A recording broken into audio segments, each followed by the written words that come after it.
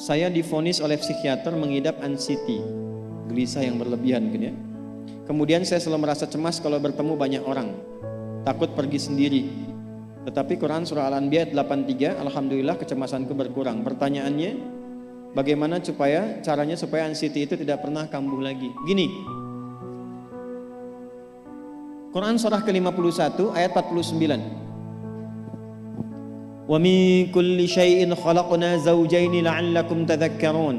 Segala hal itu aku ciptakan, kata Allah, berpasangan supaya engkau sadar cuma aku yang tidak punya pasangan. Sehat lawannya apa, Bu? Sakit. Senang lawannya apa? Sedih. Gelisah lawannya apa? Tenang. Maka kalau ada kegelisahan, kecemasan berlebihan, apa yang disebut dengan anxiety ini, maka cari lawannya. Apa lawannya? Tenang. Amalan apa yang banyak memberikan ketenangan, itu terapinya. Apa dalam Quran? Ayat-ayat dan amalan yang membantu menghadirkan ketenangan. Satu, saya tulis cepat. Dan saya sudah pernah sampaikan ini dan alhamdulillah insya Allah banyak manfaatnya. Satu, Quran surah 13 ayat 28. Amalannya dua, Quran surah ke-20 ayat 14. 3, Quran surah ke-4 ayat 103. 4, Quran surah ke-15 ayat 9. 5, Quran surah ke-54 ayat ke-17, 22, 32, 40. Ini untuk anxiety atau kecemasan berlebihan. 1, Quran surah 13 ayat 28. Perhatikan kalimatnya. Pelan-pelan, Bu. Ibu kalau gelisah, cemas itu adanya di hati atau di fisik? Dari hati baru mengalir ke pikiran kan? Baik, perhatikan bagaimana cara menenangkan hati sehingga pikiran ikut tenang. Ini langsung dari Allah. Ala bidzikrillahi tatma'innul qulub. Kata Allah, ala, yakinkan pada dirimu. Fokus. Ala itu harful istikhbar wa taukid, huruf yang berfungsi membuka informasi dan meyakinkan. Jadi kalau ibu ingin tenang, ada yang divonis cemas berlebihan, anxiety, pertama kata Quran mesti yakin dulu nih. Lawan itu yakinkan pada diri.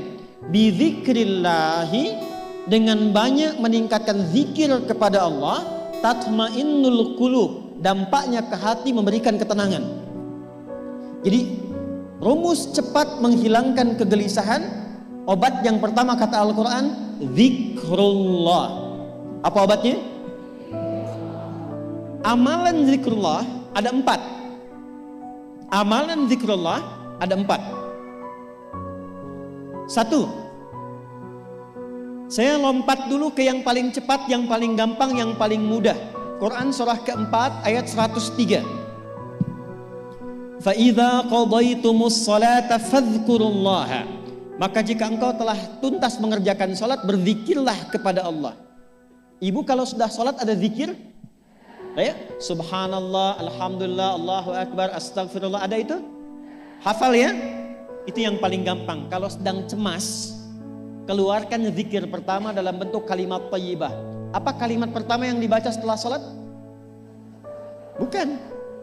Astagfirullah. Assalamualaikum warahmatullah. Assalamualaikum warahmatullah. Astaghfirullah. Astaghfirullah. Astaghfirullah. Allahumma antas salam wa minkas salam. Tabarakta ya dzal jalali wal ikram. Kalau ingin agak panjang, boleh. Ada yang versi panjangnya. Ya astaghfirullahalazim alladzi la ilaha illa huwal hayyul qayyum wa atubu ilaih.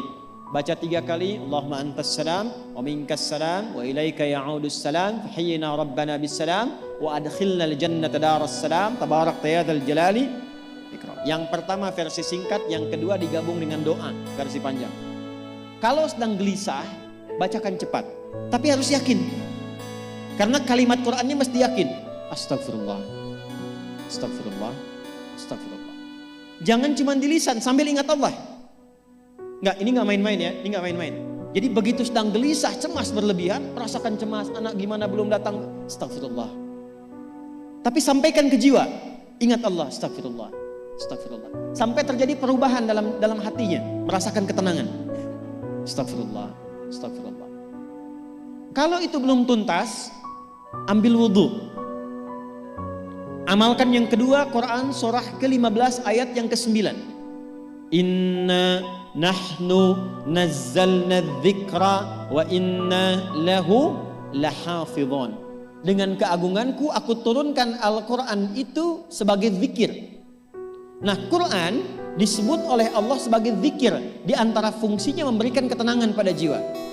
Ibu kalau sedang cemas, istighfar, masih ada sisanya wudhu, ambil mushaf menghadap kiblat. Baca, Bu. Apa yang terjadi? Nanti akan terjadi Quran surah ke-8 ayat kedua. Saya belum tuliskan karena ini detailnya. Innamal mu'minuna alladzina idza dzukirallahu wajilat qulubuhum wa idza tuliyat 'alaihim ayatuhu zadatuhum imana wa 'ala rabbihim yatawakkalun. Sepanjang ada insan beriman, kata Allah, dia dibacakan kepadanya Quran atau bahkan dia membaca sendiri, akan ada getaran pada jiwanya, meningkat imannya, tersambung hubungannya dengan Allah. Yang paling dahsyat, ibu ambil wudhu, buka mushaf, baru dibuka mushafnya, kok tiba-tiba ayatnya sesuai dengan apa yang kita rasakan. Kadang terjadi begitu. Lu tiba-tiba ibu baca aja ibu baca. Tapi bacanya bukan cuma di lisan, sambungkan lisan dengan kolbu. Kalau tahu, cari surat-surat yang sesuai dengan kebutuhan. Misal, maaf ya Bu ya, ada yang menganggap misalnya ibu gak punya kelebihan, ditinggalkan oleh teman, dikecilkan bahkan oleh pasangan sendiri. Buka surat Ad-Duha, buka surat Al-Insyirah. 2 aja dulu. Baca dengan tulus, mengalir ke hati. Begitu ibu bacakan Wad-Duha wal-laili idza saja ma wadda'aka rabbuka wa ma. Perhatikan, rasakan surah itu diturunkan untuk ibu. Karena begitulah cara baca Quran. Kata para ulama, kalau kita ingin merasakan kenikmatan baca Al-Quran, rasakan saat baca surat itu diturunkan untuk kita. Maka cara bacanya akan beda. Wadduha, demi segala kenikmatan yang telah aku berikan kepadamu, seperti engkau nikmat merasakan cahaya duha, aku bersumpah. Wal-laili idza saja, dan demi semua kesulitan yang kau rasakan sekarang seperti gelapnya malam. Ma wadda'aka rabbuka wa ma qala. Hei, tanamkan pada hatimu yang paling dalam, aku tidak akan pernah meninggalkanmu dan engkau tidak seperti apa yang orang-orang lain katakan. Kalau ibu rasakan baca Quran seperti itu, hilang gelisah. Masih ada lagi kegelisahannya, menghadap ke arah kiblat, tunaikan sholat. Sholatnya apa saja? Sesuai dengan waktunya. Kalau duha, duha.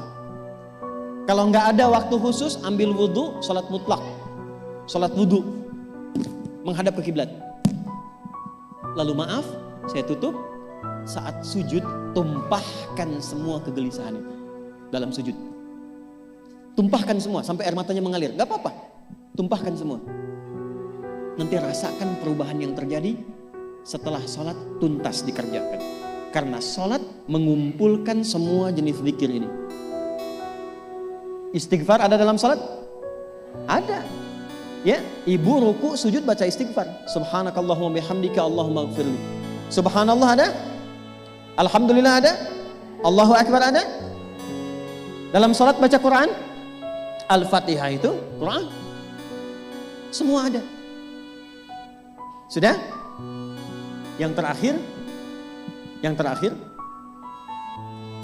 biasanya kalau sudah selesai sholat, ketenangan awal itu muncul.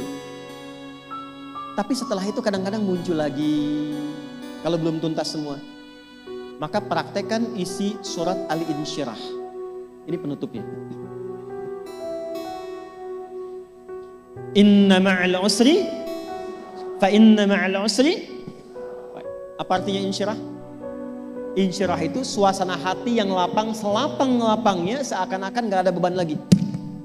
Maka kata Allah, kalau hatimu ingin lapang dan tidak pernah merasakan ada beban lagi, maka perhatikan. Alam nashrah.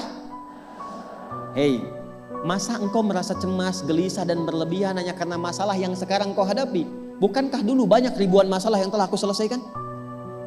Jadi kalau ibu mengalami masalah sekarang, jangan sampai larut sedih dengan masalah yang sekarang. Yakin dulu pun banyak masalah selesai juga. Alam nashrah. Lalu apa yang harus dilakukan? Kata Allah, seberat-beratnya beban, tanamkan keyakinan pada jiwamu. Inna ma'al usri, semua ini pasti selesai. Pasti ada solusinya. Pasti selesai. Inna ma'al usri yusra itu bahasa singkatnya begini, pasti selesai. Pasti tuntas. Yakin Allah sudah jamin pasti tuntas. Jelas? Jadi kalau sedang punya persoalan, yakinkan pada diri kita masing-masing, ini pasti selesai. Insya Allah ada solusinya. Gak mungkin Allah titipkan kalau saya tidak sanggup menjalaninya. La yukallifullahu nafsan illa, maka lakukan yang ini dan secara kontinu. Terapinya ini aja. Terapinya ini aja. Gelisah lagi, zikir lagi. Gelisah lagi, buka Quran. Sampai itu hilang, tapi itu tidak akan pernah hilang kalau ibu gak yakin bisa mengatasinya. Karena itu hurufnya dibuka dengan ala, yakinkan, itu hilang. Jelas?